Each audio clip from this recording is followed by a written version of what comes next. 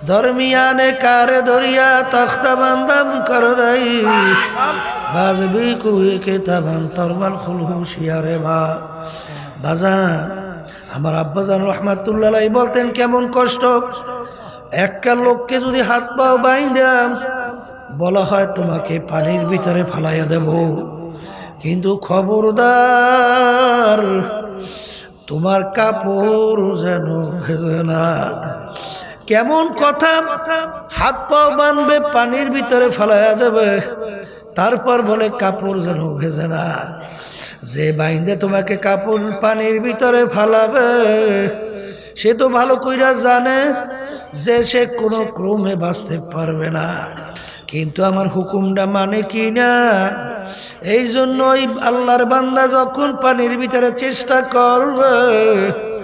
যে তাকে হাত পা বাইন্ধে পানির ভিতরে ফেলাবে